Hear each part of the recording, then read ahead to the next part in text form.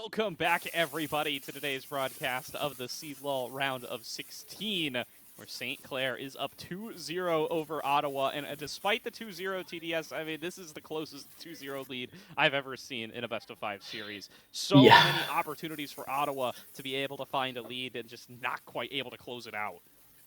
Exactly. It's so difficult for Ottawa. They've been on winning positions both games, but they haven't closed it out. And this is the thing. It's great if you have 30 great minutes and you're doing everything right for the first 30 minutes. But if the Nexus doesn't explode, the reality is that you're doing something wrong to be able to win the game. And Ottawa has lacked that decision in multiple situations that St. Clair has just taken advantage of and have better idea of how to close out the game. So you have to take the hat off for St. Clair in that situation, and for Ottawa to not allow for that to be detrimental for their mindset and look for this third game as in year one, change everything and try and go for it again.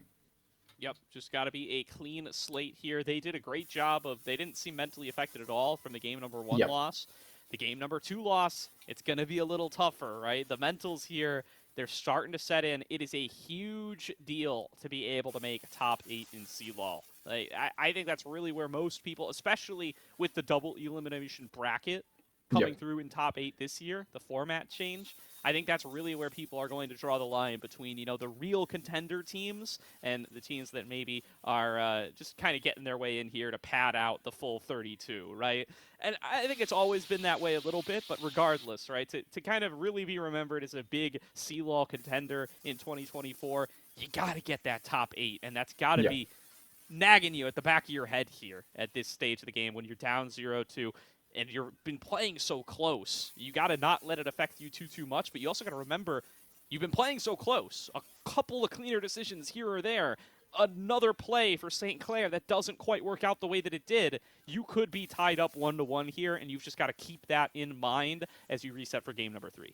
Yeah, exactly. And that's the big thing here for Collegiate, right? Like, it's not only being able to win for them, but the top 8 can be the difference maker for pushing forward these programs. And a lot of these teams and a lot of these collegiate teams or in universities inch on making their program be much more desirable for a lot more other players to be on the top echelon of the programs in the country and or in the NA, not to say the country, in the NA. So that is something to try and put on your backpack. It's having that top 8 finish in 2024, having even a better finish if you have the right matchup, and moving forward, that can be the start or a much better way for them to push forward this program. So it certainly will help a lot for any of these two teams to reach this. It will be the farthest for any of these two teams, if I'm not wrong. I think St. Clair hasn't finished above top 16 either. So it's just that much important for them to be able to push themselves that higher. Yeah, absolutely here. And, you know, I think you're onto a little bit of something there when you are talking about being the best team in the country, because it's really going to be St. Clair looking to solidify themselves as the #1 Canadian CLOL team, right? Historically, it's been the Western Mustangs. They've been the team coming in from Ontario who's really been able to be the top program coming out of Canada. St. Clair, though, they've been really giving out those scholarships. They've really been trying to recruit some elite esports teams to their school to try to make their mark here in League of Legends and in other esports as well. This is going to be a big opportunity for them to repeat the top 8 performance from last year and outperform Western for the second year in a row. Yep, and the farther you go, the more chances you have of being called the best. So certainly St. Clair looking for that. And Ottawa has the chance as well. Imagine if they reverse sweep here. Then what a call out to try and put yourself in that conversation of best Canadian team. That would be kind of sick. And if we get 5 games, I'm all in for that, because even if I'm unbiased for any team, I am biased for a 5-game series. Yeah, and I mean, it is Ottawa, Kansas. Technically, they're an American team, but yeah, I mean, okay, that's you know crazy what? news to me too. Like, I was thinking all week that we had a Canadian show match, and then I found out. I'll use the excuse card of not being North American. I'm from a different continent, so technically speaking, yeah, and even I found out there's Ottawas everywhere. There's an Ottawa University in Kansas, which is this one. There's one in Arizona. Okay. There's a city of Ottawa in Illinois. I've learned all of these things in just the last couple of days. So getting a little geography lesson in there. Yep. These guys representing Ottawa, Canada, or not Ottawa, Canada, Ottawa, Kansas. Kansas. Gonna be coming in through here for the second draft, and I think now we've got some eyes on the top lane matchup as well as on that bot lane matchup, because Ricky LaFleur was such a key factor in that game number 2. It looks like Ottawa's going to switch back over to red side here for game number 3. And maybe thinking about that counter pick potential, right? Having maybe Killian on a champion that he can perform great once again. He did great on the Gragas, don't get me wrong, but giving him counter pick, maybe trying to set him up for success much easier than in the previous games, could potentially shut down Ricky. And then Bodley and Levi and Plux have been performing great anyway. So even with a counter pick or with just a straight picks, I think they've been doing amazingly well, and it could be good for them to just try and give more to Killian up there in the top lane. Absolutely. So keeping those picks and bans looking pretty similar. They're going to take away Flux's Nautilus here as well. I think that's a wise choice. Flux has been very dangerous on that pick, finding some really great engages in that last game, especially in the mid game, of just getting the fight started on their own terms, throwing out the depth charge at will, and starting engages onto Miracle. Skarner banned away now, going to deny Maddie the opportunity to run back that pick, and the Lee Sin ban going to deny Prod the chance to pop off the way that he did in game number 2. Respect, man, and I think it's fair. Prod was doing amazingly well. Even in certain fights, he was able to find picks that were kind of weird to even think about. So I think the ban is deserved. Now, for the last one, though, Senna should be something to look out for, because even when the game is looking dire, Senna is always there because of her kit. So I think that you have to take that away and then try and look from that point onwards what you want to play around with. Yeah, I can definitely see that. I mean, it definitely, there's an argument to be had. Ooh, all right. So it's going to be the Jinx lock-in for the Saints. So forget about the Senna entirely. I was going to say there's an argument to be had that taking Rock Boom off those kind of solo carry champs and on to something a little bit more supportive like the Senna might be desirable for Ottawa in some ways, but they are going to get the first pick at Jinx over to Rock Boom. Ottawa locking in the Ashe. Could this be the Ashe Varus lane? Yeah, I was thinking exactly that with the Ashe being picked, but it's followed by the Xin Jiao, so well, technically speaking, with the Jinx already over there, you don't expect the Varus to follow suit, because I think that there's barely any people in the world that play Varus support, apart if your name starts with a K and ends with an area. So you don't expect that to come through at all in this point. So following there, I can see them taking Varus on the third, and here forcing Clair. Something like an engage support for Miracle wouldn't be bad. Lulu to buff up Rockboom and give him more support is completely fine as well. Or if you want to go for the jungler here and answer onto the Xin Jiao. And it's Bolivar and LeBlanc. Wow. Damn. The Bakery Boy LeBlanc and the Maddie Volibear. The Maddie Volibear is a classic to me. This is the kind of champ that I really associate with Maddie. That and the Jarvan. Just being able to get these early ganks off and set up his team for success. There's going to be the Tristana responded to. I mean, could this be a lane swap focused Tristana Ashe bot lane, or could it just be the mid lane Tristana for Blonde into the LeBlanc? Cases to be made for both here. I think the mid lane's a little bit more likely, as they're going to continue to ban away top laners from Ricky. Take it away is Jax.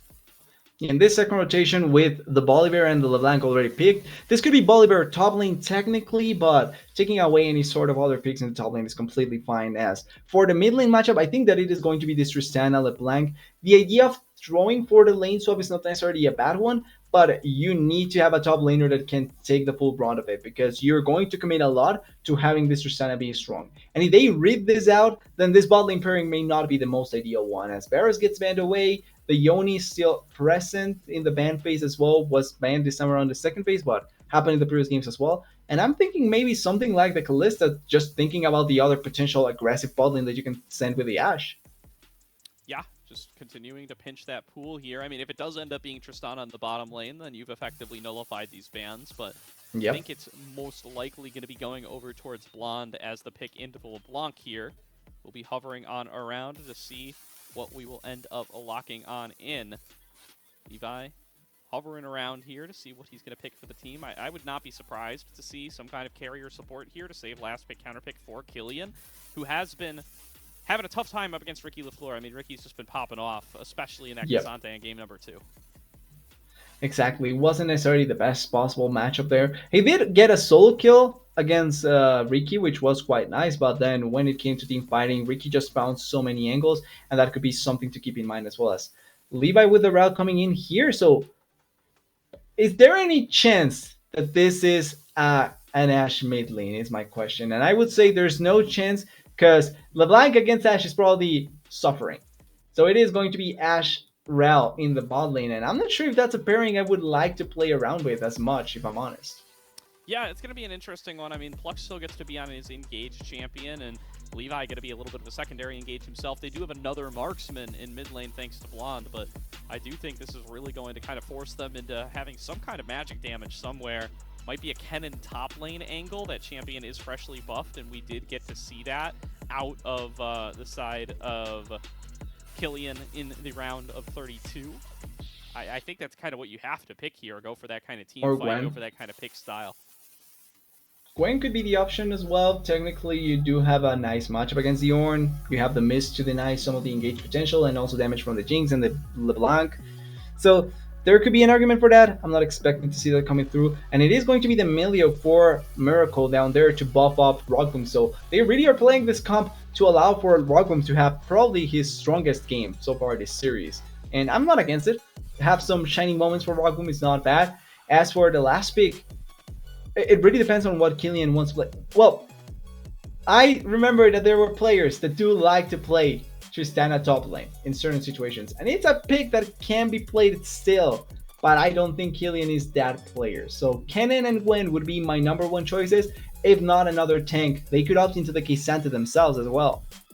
Yeah, it just leaves you so vulnerable without having the magic damage, especially facing down the Ornn and the Volibear. They're just going to get so tanky for you. I really would like to see something AP for Killian coming up here.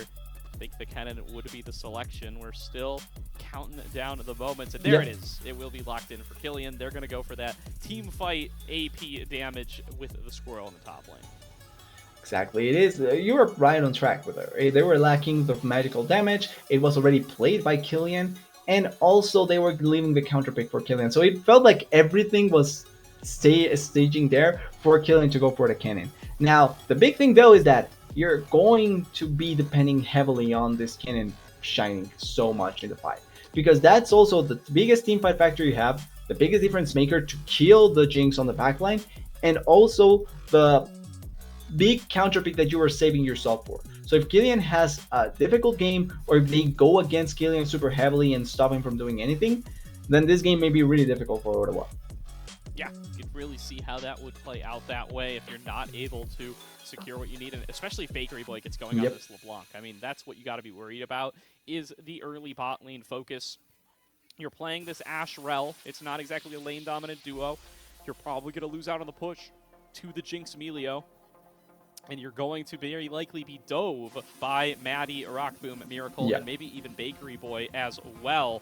See if they're going to be able to come on up with that dub, because if you get taken down early on as Levi and Rockboom starts to snowball, Bakery Boy starts to snowball, the whole rest of this game is just going to get so tough from there.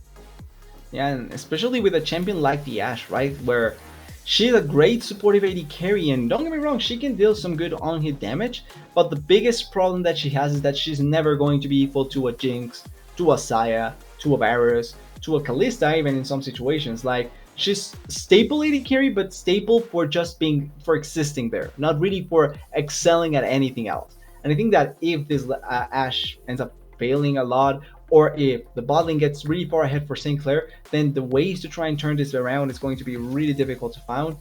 And once again, it's going to ink even more heavily on Killian just finding the perfect angle to destroy Rockboom and win the game.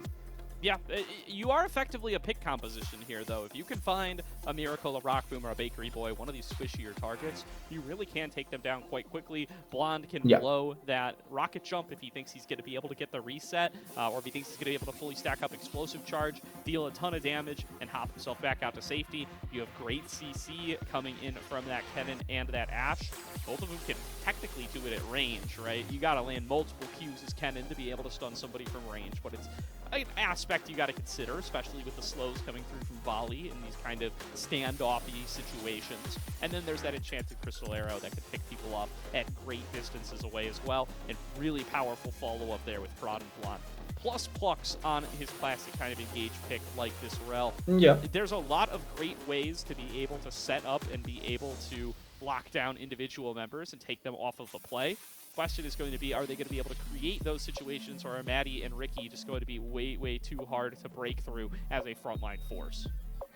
Yeah, and I'm scared about that for Ottawa, really, because if it has to work perfectly for them to be able to find certain angles, then the game can be really difficult. Like you don't want a composition that requires a specific outcomes to be able to win the game, because that just means that the barrier of execution is super high and you have to be able to play it not perfectly but as close as possible to that.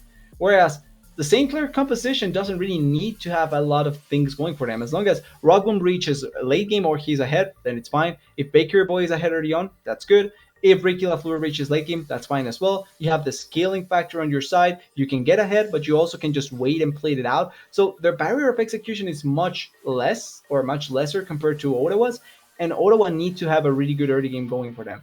That being said, they have had great early games. Like they've been really good at getting early game leads and being able to run the game through there. And their mid game team fighting has been really good as well. It all links down to what they're able to do after the first 25 minutes of the game. When it reaches 30-minute team fighting and then they kind of get blocked by something and they cannot finish the game really well.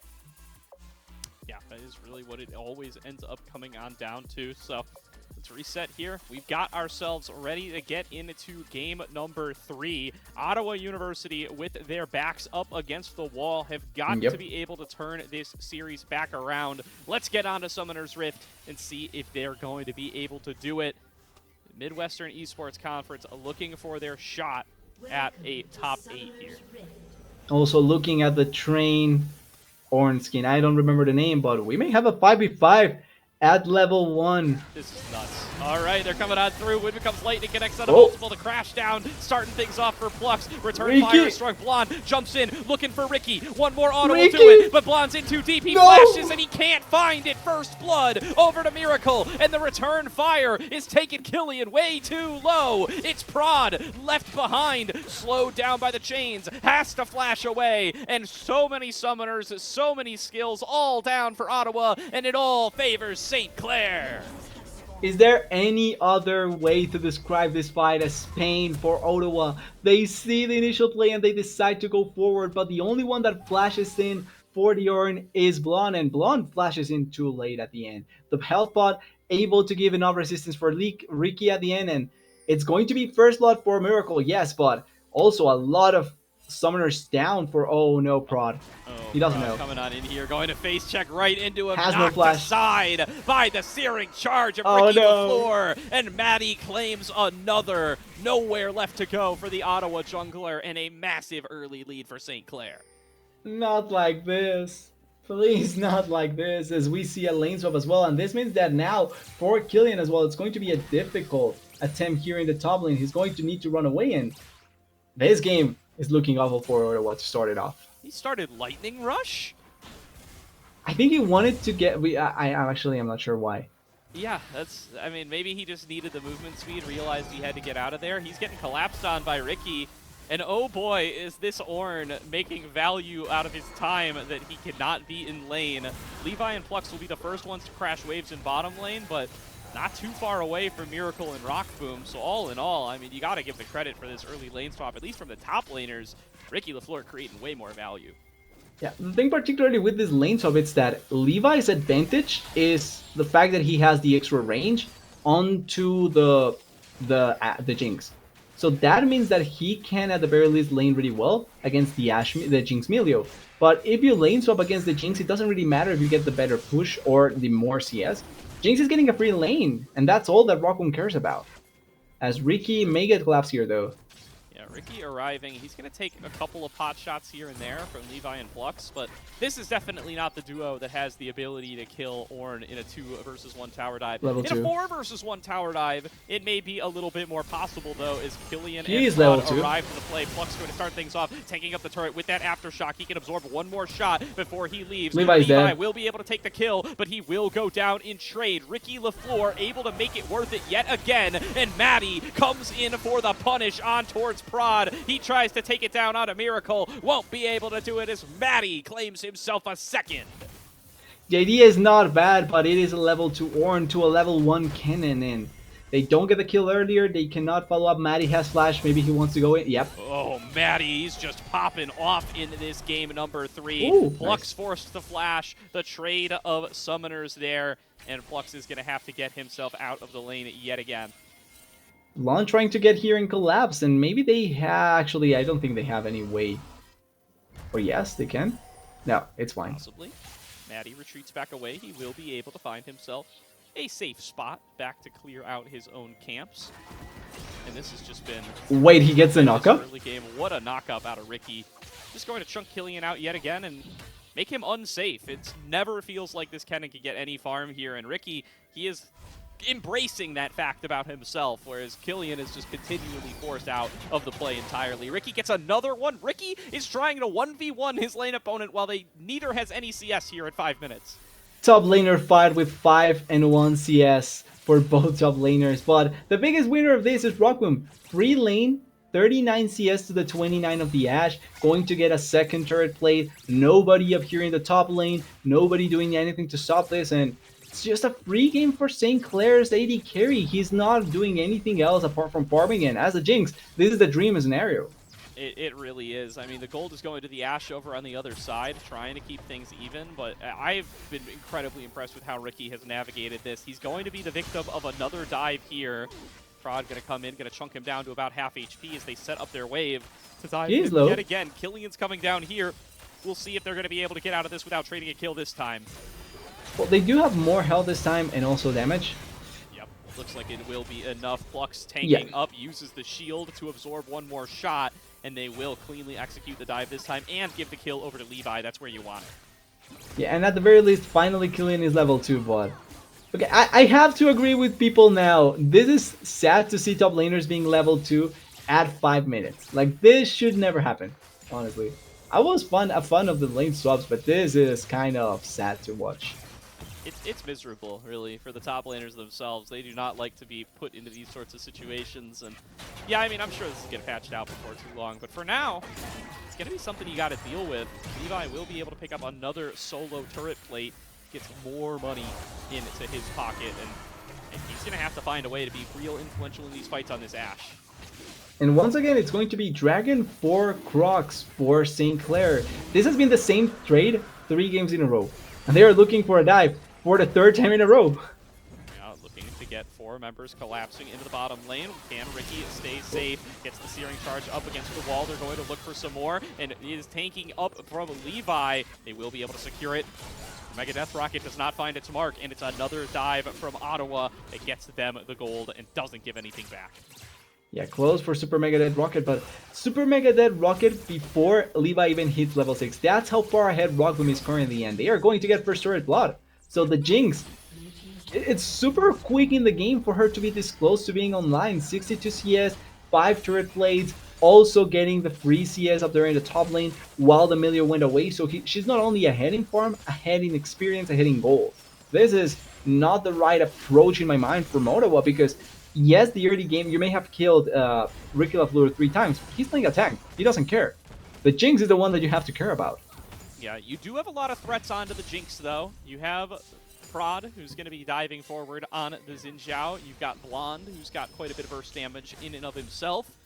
And you do have Killian on this Kennen. Now, are you sure about that? To his name, who can look to one-shot if he gets a good ultimate angle. But that is pretty much everything you're indexing on. You have to be able to get onto the Jinx in the fights and win them that way. You're no longer going to be able to set her far enough behind that you can just rely on her being a non-factor. Yeah, the biggest thing here is that Killian has to in some way have a first item before 15 minutes. Now, that's not impossible necessarily, but he's going to be behind the first item of Rockboom 100%. And if the fight doesn't work out that effectively, then it's really difficult to make the most out of it. Like, Rockboom is 2 levels ahead of Levi, 3 levels ahead of Killian. Going to be just the rotation of the 2 bot lanes towards mid. I mean, look at all this XP that's been funneled into Rockboom, right? Levi just hit 6, Rockboom comfortably in level 7. A full level ahead at this stage of the game will make quite a big difference. Levi does have access to that big enchanted crystal arrow now, though. And that can give you some global opportunities to try to make plays for Ottawa. Yeah, it's only being able to find someone like Rockboom. He didn't take cleanse, so this does mean that an arrow that connects is going to stick. Yeah, we will. Not opting for that choice anywhere. Bakery Boy just flashed in the top lane, as did Killian. Bakery Boy with a 2-level advantage, knowing there's no Maelstrom, will be happy to take that away from the side of this Kennen. Yeah, there was no flash here in the bot lane, so neither using anything. Go blocks. Has flash. Something out here, gonna get the stun back onto Maddie, and just a little bit of return fire in this 3 versus 2. They're calling over Prod to be able to cover them on this next wave, making sure that they're not going to get anything forced away from them, and they're not going to end up getting too much damage done to their turrets. But yeah, these side lanes, it's a tough position. Blonde coming back down towards the bot lane to be able to farm up. Look at Baker, Ricky, boy. He's waiting on the side. Yep. Wants to be able to get involved, wants to be able to help out his team. That's his role here in mid lane when he's playing stuff like the Twisted Fate and like the Rise. But for now, going to have to just settle for soaking up waves in the side lanes and trying to be a big carry force later on this Tristana. Well, at least you're playing an 80 carry, so technically speaking, farming on the side, it's pretty nice for them. Like, they get their items, they can fight, they can be impactful in the late game. For Blonde, it's not a bad choice this time around to wait on the side lane and try and farm. Also, I just realized this, but kind of funny that in a series where we see 2 Tristana games, neither of them are in Rock Room. Yeah, I know. I mean, funny to us. To Rock Boom's tearing his hair out, I'm sure. Just give me the champ. Give me my pick. Can't get it this time. Not in this meta. Not in 2024. Not today, at least. Be on the Jinx duty yet again. I'm sure he's happy to have the champion with this much prio on it, though. There's been bans towards Jinx both games so far this series now. He managed to get himself onto it with a chance to really be a big carry force that secures his team the top 8.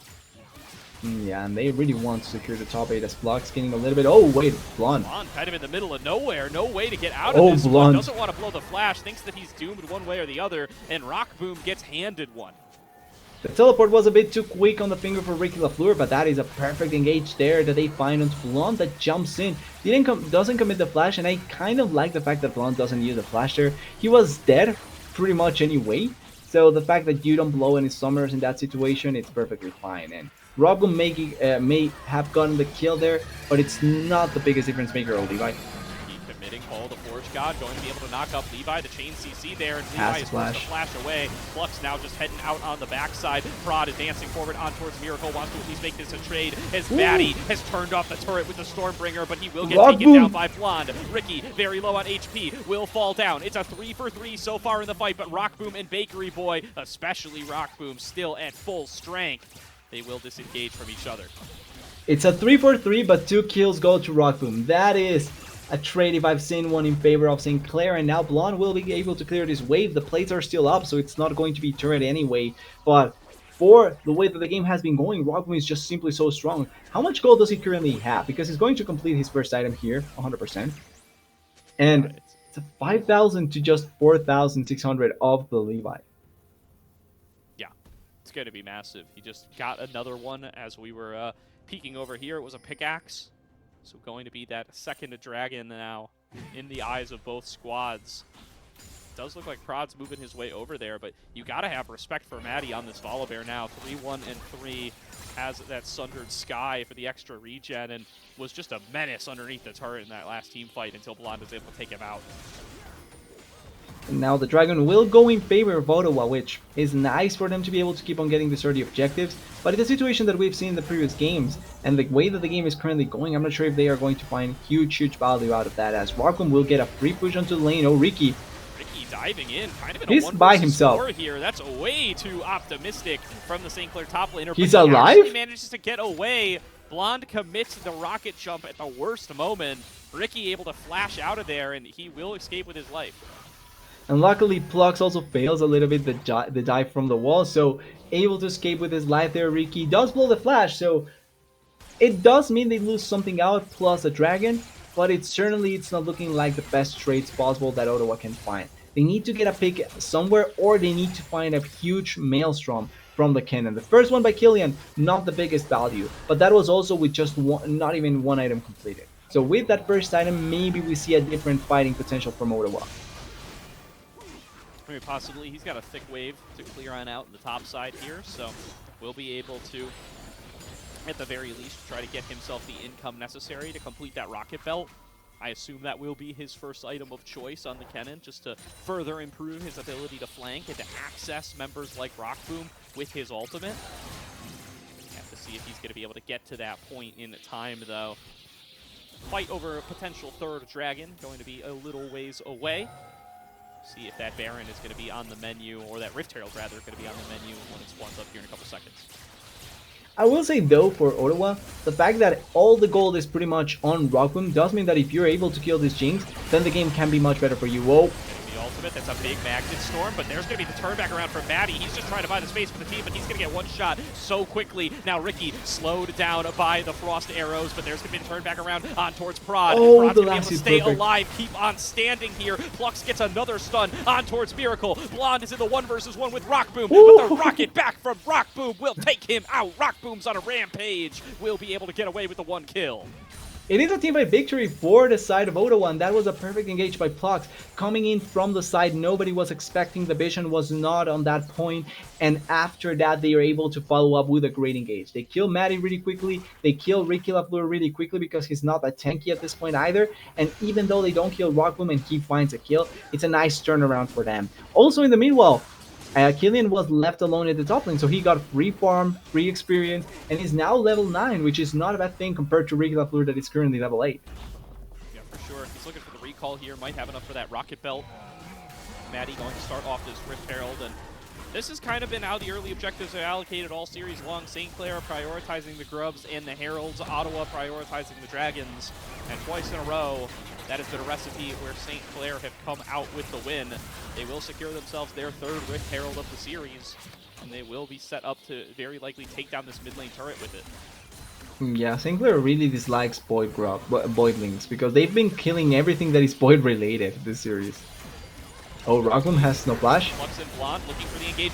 Great interrupt there, going to stop Flux in his tracks and prevent any opportunity to engage. Killian. But here comes Killian on the backside. Doesn't have the Hey, ultimate Rockboom. to commit, but he doesn't even need it. The dive forward from Prod takes down Rockboom. Priority target number 1 is off the map, and without it, St. Clair have no chance in the fight. The dive into the backline from Bakery Boy will be able to clean up a kill onto Plux. The overdrive will give Miracle a kill onto Levi, but it's a clean up from Prod, a triple kill to the Xin Zhao, and a fight win for Ottawa. They are getting their way back into game number 3. They are not out of this series yet.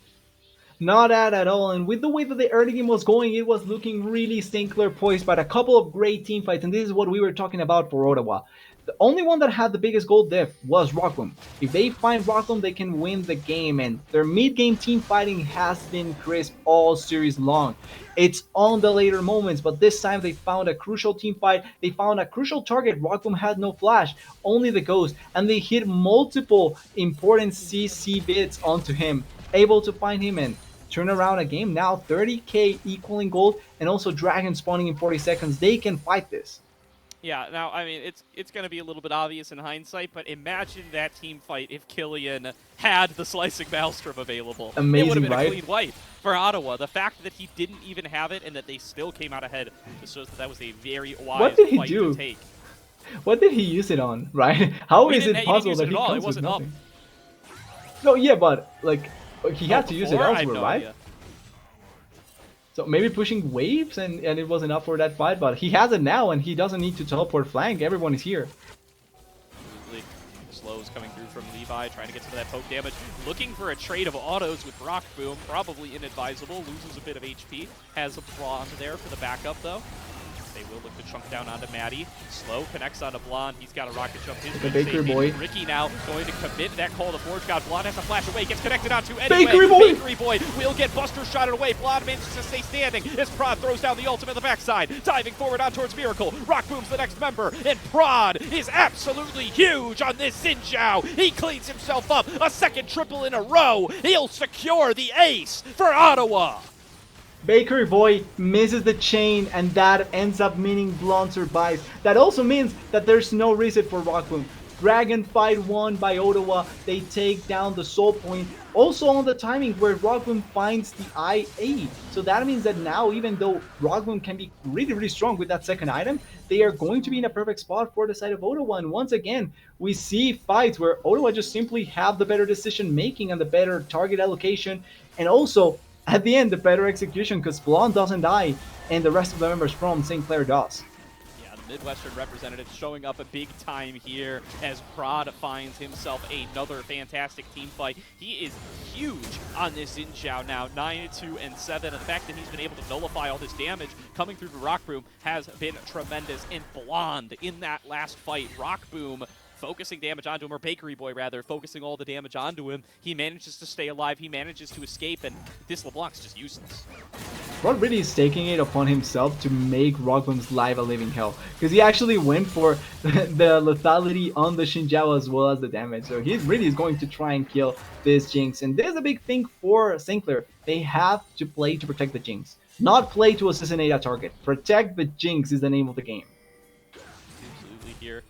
Oh. Self-peeling has been a specialty of Rock Booms throughout a lot of their CLOL journey, but here the competition starts to heat up. Ottawa continue to be able to find him in these fights and put a little bit more onus on towards the St. Clair frontliners to be that protective force. The Volibear and the Orange should be strong enough to be able to keep him safe, but you just got to position appropriately for it. As to a charge towards the bottom here, Maddie trying to get himself behind Killian. Will end up popping back out over here, and will have that Rift Herald in the right position, but it's going to end up just going down. It's just XP with the cannon. Yeah, that would have been really nice if they took down the turret just as Maddie was coming down. That would have made it so that he actually gets the crash on the perfect time. Would have been really smooth, but it doesn't really matter at the end. They get the crash anyway. They end up backing away. And even though the gold lead is still in favor of Ottawa, and they were able to recover really effectively, St. Clair is not staying far behind. But I'm glad that with the way that the game started, it didn't affect anything and the game is still this close. Yeah, I mean, it's funny enough, the worst start that Ottawa's had all day, so far giving them the earliest gold. Levi has no flash. They will finally engage on a Levi. He's already committed to Ghost. He's got the flash, but not going to get the chance to use it. Bakery Boy still TP and going to get interrupted by Blonde. Blonde looking to take him out. The stun connects on a Rock Boom, but the follow-up damage is just not there. Killian's going to get taken down here. As Rock just one more. Excited. There's going to be the throwdown of the ultimate out of Prod as he's trying to fight this 1 versus 4. He's been that metaphorically this game, but it's not going to happen in practicality. He gets taken out. St. Clair find themselves a kill onto the enemy jungler. They find the enemy AD carry, and they're going to move on to Baron. And Blonde trying to solo kill Bakery Boy on the side, but it doesn't work out. And with Levi down, with Prod down, with no Maelstrom up on the cannon, I think this is Baron buff for the side of St. Clair. Pretty good collection. They find perfect team. Oh, Blonde is dead. Blonde gets assassinated by Bakery Boy on the flank. Plux left all alone. Here comes Killian, but he's gonna be too late, and Plux is going to end up falling down here as well. Bakery Boy, just a big bait this entire fight, claims himself 2 kills at the end of all of it, and the Genji Baron buff goes to St. Clair. They find the Baron buff. I think this is the first time they get the first Baron buff this series. After a big teamfight victory, they do such a good job at finding Levi, and this is the big thing with the Ashe as well. In mobile lady carry, no flash, no ghost. That means that trying to get on her is not as difficult. They find Levi. The Maelstrom is not effective on Rock Boom at all, able to escape from that, and then the teamfight just really easy to fight after that because there's no more AD carries. Blonde was really far away, and even though Prod has his ultimate up, wasn't able to get on top of Rock Boom at all. Yeah, looking like they might be able to shut this one down here now. Another lead from Ottawa, another comeback from St. Clair in today's series. And it just doesn't seem to matter. Ottawa can build up all the leads in the world, but St. Clair, they find their opportunity to take a fight in their favor, and they seize it each and every single time. Now there's going to be Plux potentially getting caught out here, slowed down by the zap. This could be a pick. Plux has to flash defensively rather than to get the fight started. Yeah, could have been a flash. Could have been a death there if he doesn't flash away.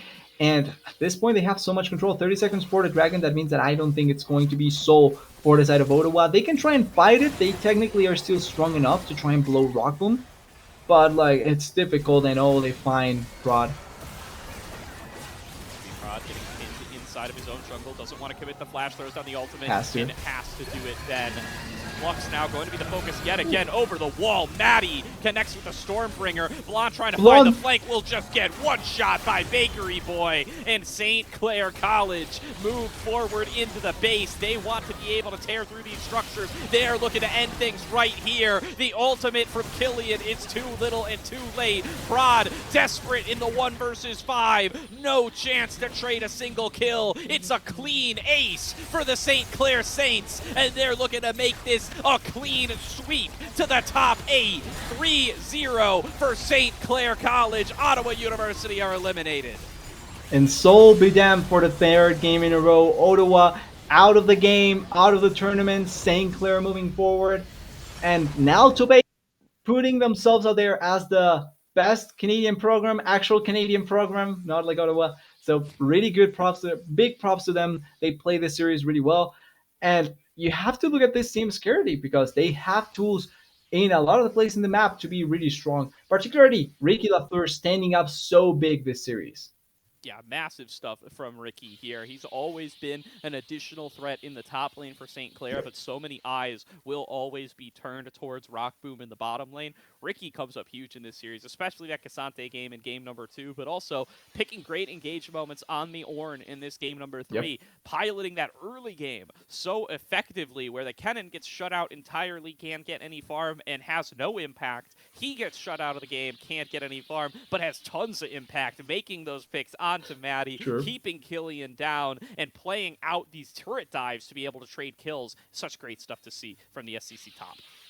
Exactly, doing a really good job at that. And I'm trying to look at the other coin as well. I think Ottawa, really unlucky situation in a lot of these games this series. They were playing really well. It's not like they were down in a lot of these games. And even when they were down, they fought back so effectively. But once again, doesn't matter if you have 30 great minutes if the last 10 means you're losing the game. Like that may sound as a results-based analysis, but you have to do something wrong to end up losing the game. And that's something that I hope they can look into because their improvement year after year has been great. And I really hope that after this, they can bring that up even more.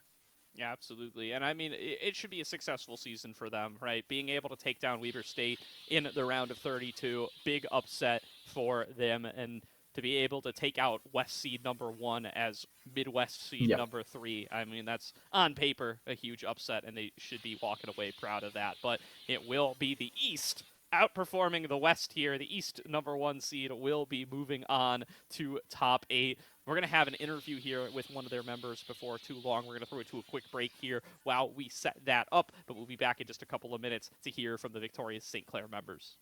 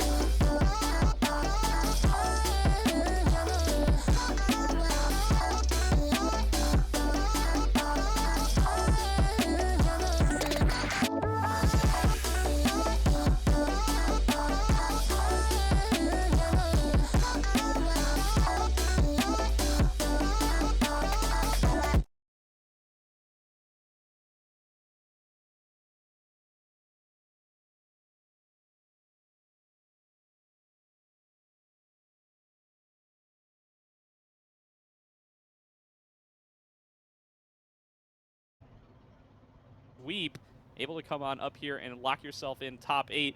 How does that match up with the goals that you guys set for yourselves at the beginning of the year? I mean, at the start of the year, we definitely set out to at least be top 8, right? And now we've done that already. So now we can just keep pushing further, especially with double elim. That gives us more chances, I think. Yeah, I mean, definitely should. You guys looking like you're on a collision course with Winthrop University, most likely, for your round of 8 matchup. Winthrop, of course, still playing out their series against Grandview right now. Any thoughts on that potential matchup that you guys could have coming on up there? Your opponent jungle would, of course, be Trickster, and how you think you'd be able to perform in that one? All I know is that they dropped the game to Campbellsville, so that's all I'm saying. Fair enough. Fair enough. So, feeling confident, looking good. It looked like it was getting a little dangerous, like you guys might have ended up potentially dropping some games here today, as Ottawa was able to find some leads in the early game, find some comeback opportunities, but you guys were able to power through in the end. Did you have it drawn up on paper that way? Do you think you guys maybe fumbled a little bit in the early, but were always confirmed to be coming back in the later game with how you drafted and how you guys think about playing, or did that kind of end up being a little bit more back and forth, a little bit more chaotic than you guys expected? I mean, all 3 of those games were very chaotic, right? Mm-hmm. And like they were close the whole time. I mean, we always think we'll win, right? But I mean, those were definitely like good close games, and like shout out to Ottawa because they played their hearts out today. To touch more on Winthrop though, like out of the top 4 teams, I feel like that's the one we'd want to play against. So we're really happy with the bracket. But they're very good as well. But Yeah, no, that's good. That's good to hear that you guys are coming in feeling confident about your bracket choice. I know there are some decisions made this year in pursuit of perhaps better bracket seating, getting yourself a better opportunity to make a deep run than you had last year. Chief among those is the transition from your previous conference, moving into the East Conference, this split from the NJC AAE. How do you guys feel like that has made a difference in your season? I mean, you were with the squad last year as well. You still had a nearly perfect season, dropping just 1 game the whole way. Do you think the conference swap made a big difference for you guys?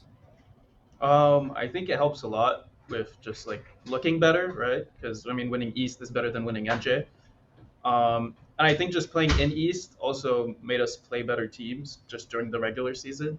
We'd get like in regardless, right? But it's better to do it through East than do it through like a free conference where the finals is against like 5 master players, right? Good stuff, good stuff. So feeling like you're a little bit more prepared coming into top 8 this time around. We talked about Winthrop as the opposition. Yeah, what are the feelings on double elimination as a format now? We talked a little bit during the cast about how top 8 has always kind of been a big cutoff for who are the real contenders in CLOL here, and that gets even doubly true here with the double elim stage. How are you guys looking at the tournament now with that format change compared to how you would have looked at it last year? I mean, it definitely makes it more exciting, right? Because let's say this was a thing last year, and when we lost MU, we would have still had a chance to go further, right? But now that it's double elim, like let's say we were to lose the Winthrop or they lose to us, like they're not instantly out of the tournament, right? Like everyone's gonna get a second chance from now on, and I think that just makes it more exciting and kind of makes less room for upsets. But I mean, they could still happen, right? Absolutely true here. Well, thanks so much for hopping on with me here, Maddie. Want to give the last word over to you here if you have anything that you want to share with those who are still tuned on in. Anybody you want to shout out, anything you want to say to the Midwest Conference, having taken out another one of their hopes? Go ahead. Well, I mean, again, I'll say it again. Shout out to Ottawa. They played their hearts out today. Shout out to you guys for putting on this broadcast. Really cool that we still get coverage. And just shout out to my whole team. Everyone also played their hearts out today. It was chaotic, but it was a 3-0. That's all I could ask for. Absolutely here. Well, thank you so much for joining me here, Maddie. We're going to let you go here to go celebrate with your team. Looking forward to seeing more of you guys in top 8 next weekend, and congratulations once again. Thanks for having me. And we're rejoined, TDS. Welcome back to the desk, my friend. What a series that we just had here. I mean, Maddie said a little bit the pregame, not super, super close as it was the 3-0, but it was one of the closer 3-0s I've gotten to see.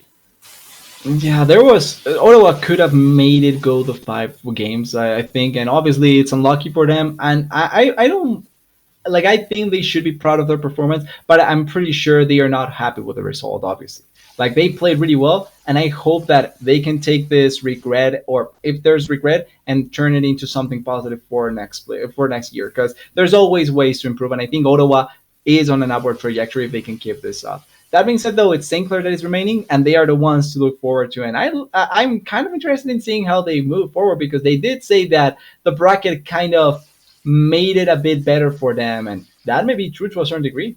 No, I agree. I mean, I think Winthrop has looked a little shaky this season. Maddie, biting at some truth there when he talked about them dropping a game back in the Yep. round of 32. And yeah, I mean, they've been struggling in some of the big moments throughout this entire season with their attempts to qualify into NACL and their performance in NACL finals qualifiers as well.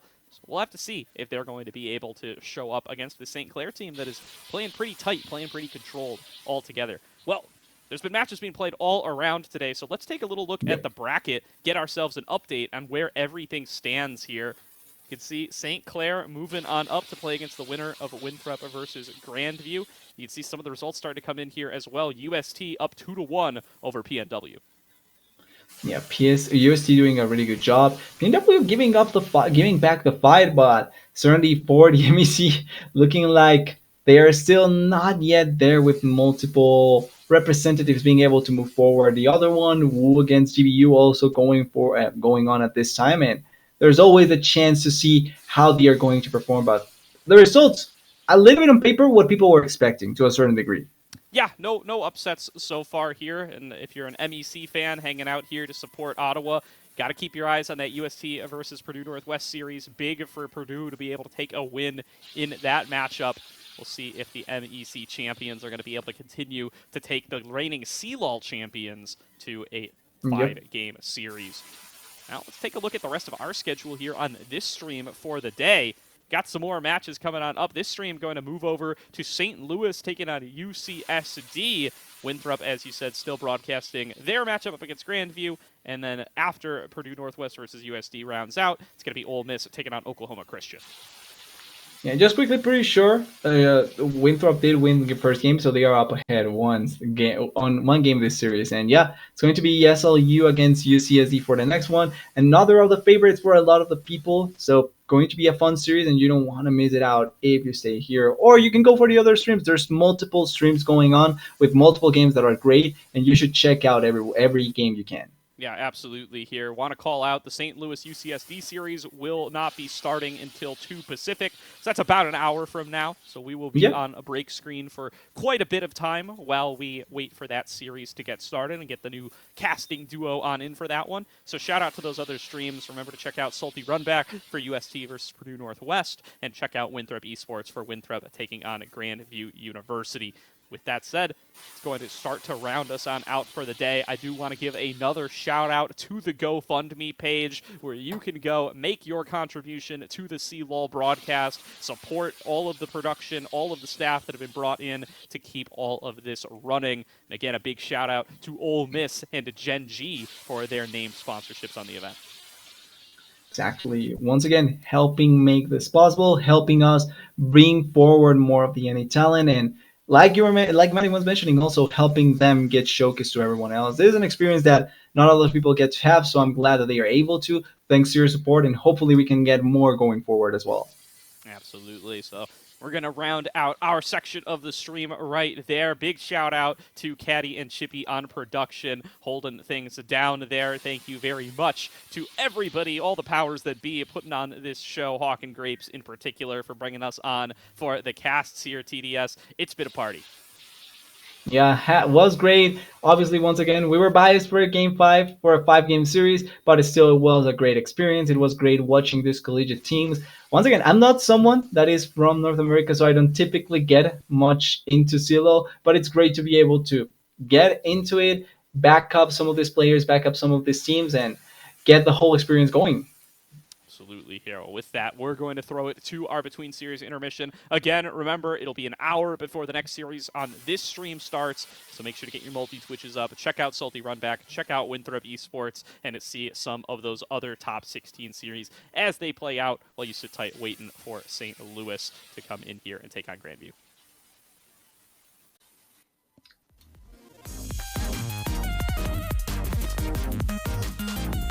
That was scared. I wasn't sure if that was the goal.